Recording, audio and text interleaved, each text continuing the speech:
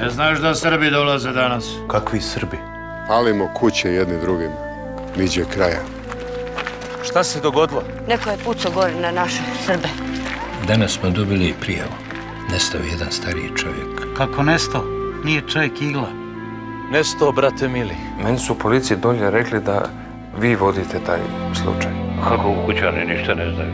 I ono što znaju, kriju. Vi tražite djeda, jel tako? E pa jeste li obašli sa sela u okolici? Niste. Kakva ste vi to policija kad ne možete naći gazdina u biciklu? Kamo li onog čovjeka što je nestao? Mene ne more niko ubijediti da Srbi nisu u to upetljani. Gdje su ga našli? Kod mosta. Ja sam ga tam tražio. Jel ti niko nije pričao da ljetos mal nije izazvao požar? Jozo, požar. Ali on s požarom nema ništa. Sve je počelo od tog mosta. Može biti. Znaš, kako je dobro svirao harmoniku? Jozo? I? Di je sad ta harmonika? Nema je.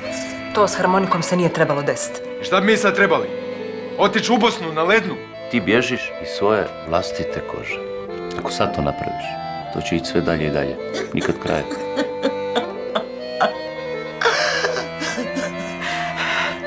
Srbin plus Hrvatica jednako je ništa.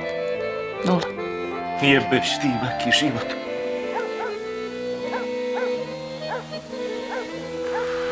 Dođeš do kraja puta.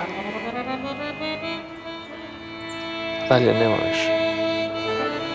Valjda smo ga zato tako i zvali.